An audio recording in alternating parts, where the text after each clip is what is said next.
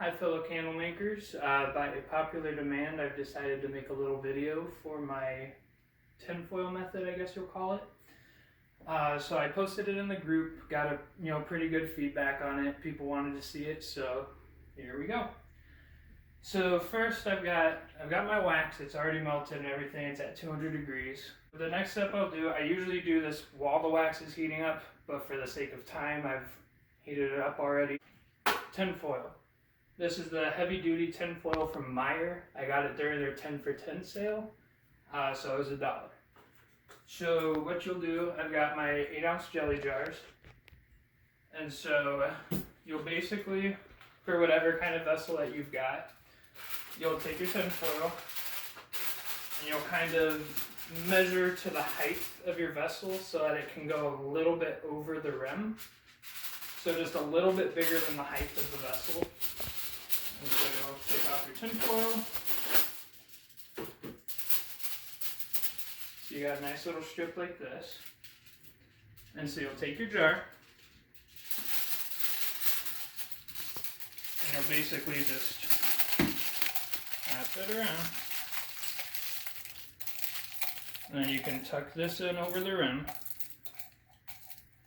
You want to make sure you don't tuck the tinfoil below the fill line, because then you'll just be, drying the aluminum foil into your wax, and then when you have to take it off, it's going to rip off and it's just a pain. And then I kind of like to grab it and just twist it to secure it around the actual jar. And then if you've got a little excess on the bottom, I just tuck that in. And then boom.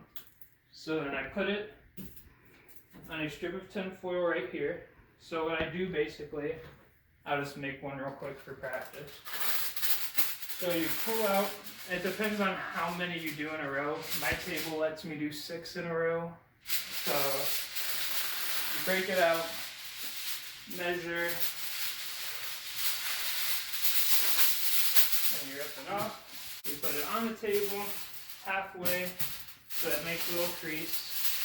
You just flip it up, crease it, and boom. I showed you how to do one, just again for time's sake. I've got some pre-cut that I've been using just in my regular candle making. Alright, so I got all of those done. So the next step is just to preheat your jars. So I just use my heat gun here. It's just, it's a cheap Black & Decker, does the job. So what I like to do is I basically just turn it on low. I go over each vessel about 1 inch from the top. And so I'll just turn it on and then kind of go in circles, and I'll count to 10 in my head, and then I'll move on to the next one, and then it's heated basically. So I'll do that real quick.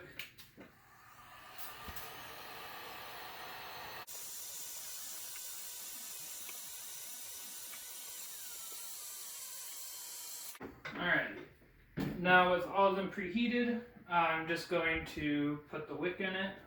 Just for time's sake, I always basically cut off the section from my wick stickers that I need, and then I take the tabs off, stick them on, and I've got this.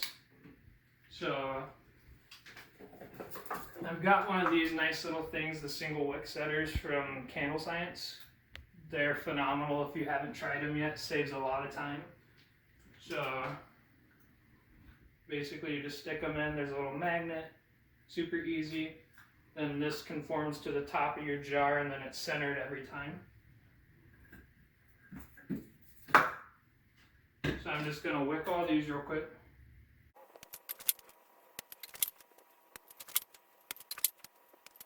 Alright, and then I just use these wick bars on Amazon. You get 20 of them for like $10. They're not the best, but they get the job done.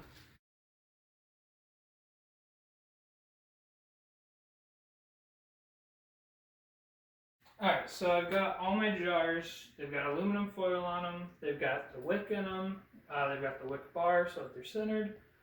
So now I'm just going to get my wax measured out here.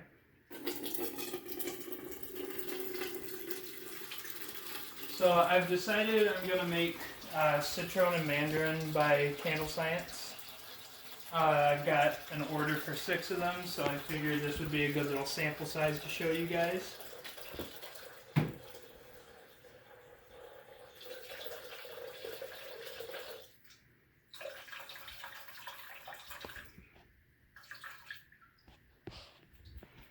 Alright.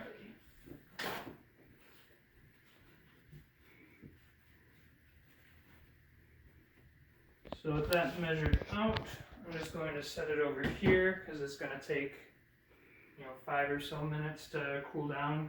Right now it's at 195. I need it to get down to 175 before I can put the fragrance oil in. So I'm just going to measure that out real quick.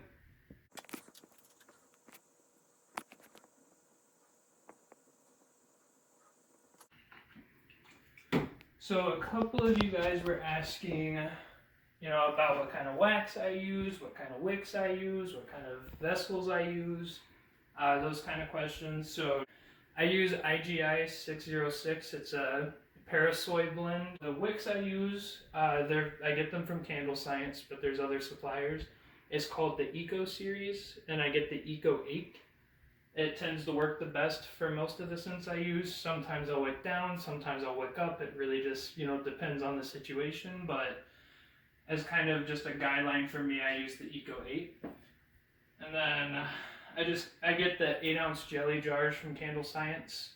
Those, they're very popular with the customers. They're cost efficient. I like them.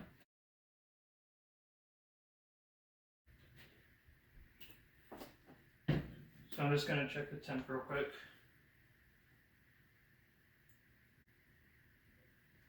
Alright.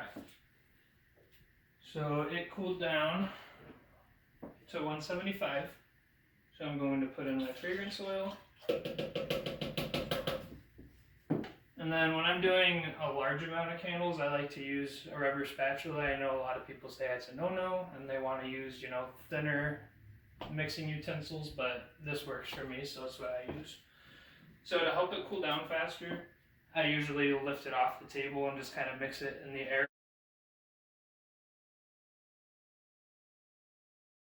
Alright, so the next step is grabbing your butter knife. So you'll see inside of here, there's all these bubbles.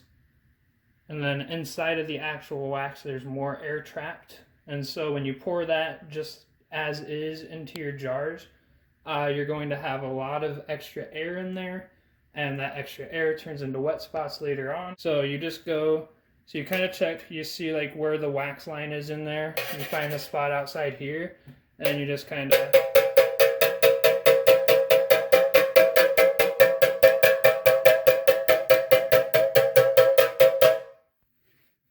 turn it around, do the other side. You can already see there's a lot less bubbles in there, but you can see as I'm beating it, you see the bubbles coming out of the wax. That's what you want.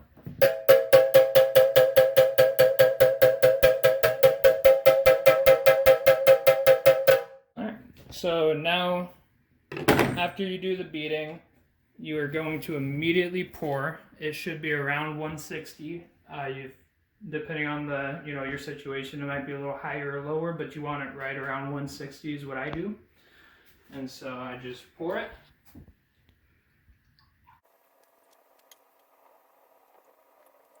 Alrighty. We're going to wait until the very top of the wax. It'll start to, get a little cloudy as it starts to cool down.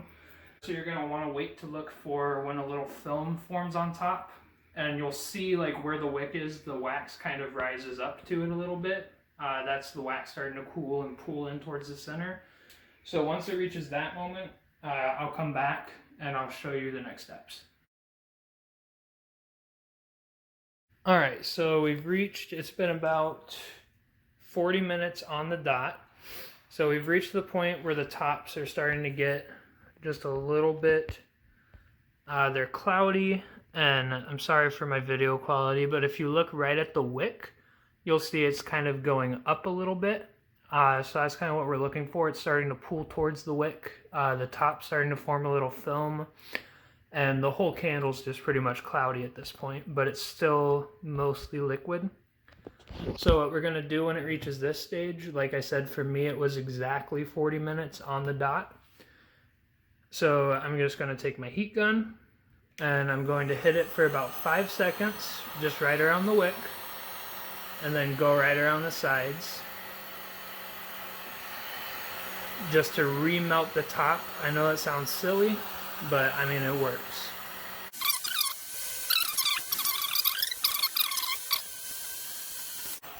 Alright, so now that I've remelted those tops, I'll be coming back in a couple of hours once it becomes, a little bit harder, a little bit more solid, and I'll give you guys an update. Alright guys, so I'm back with an update. It's been 2.5 hours since I remelted the tops, and so as you can see, they're mostly hardened. I'm getting some really nice smooth tops going on there. No sinkholes, just nice and smooth, glossy like you want it.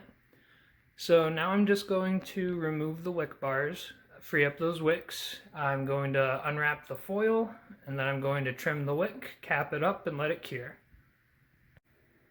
Okay, so I've removed all of the wick bars, and so just so you get kind of a closer look here, they're incredibly smooth, and there's no sinkholes.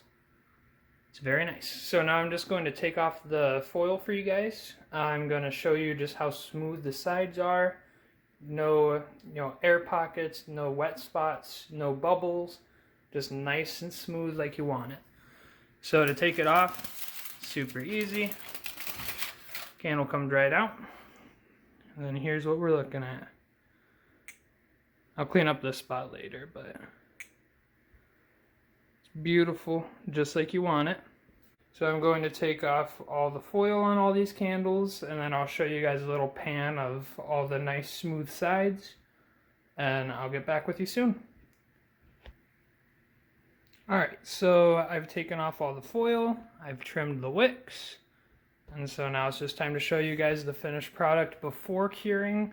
And then I've got some that have been curing for a week, and I'll bring those out and show you guys. So, all of them are very consistently smooth. No wet spots, no bubbling. It's very nice. I mean, it speaks for itself. It comes out really nicely. So, I'm going to pause the video real fast, and then I'm going to go run and grab the ones that have been curing for a week, and I'll show you an update on those. Okay, so I like to cure my candles in the original box that they came in. They just fit the best in that way. And then I put them, I've got shelves in my closet, so I put them in the top shelf of the closet of my studio. So I'm just going to open this up for you. So these are the candles that have been curing for a week now. They're the coconut lime verbena. I really like the scent. It's actually, I was just testing this scent out. I've never tried it before, but I mean, I'm in love. So I'm just gonna open this up real quick. So this has been untouched for a week, so this is actually my first time seeing this candle specifically. But as you can see, just going around on it, there's no wet spots. Got a nice smooth top.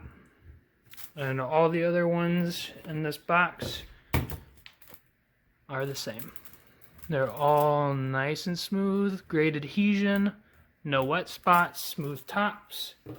And that's basically the whole point of this process. And it's been consistent. I've had no issues with it so far. I appreciate your guys' interest in all of this. I wasn't expecting the outpouring of support and interest I got when I made the post originally. So I hope you guys enjoyed. I hope it's been useful for you.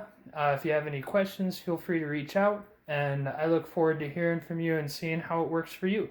You guys have a great day.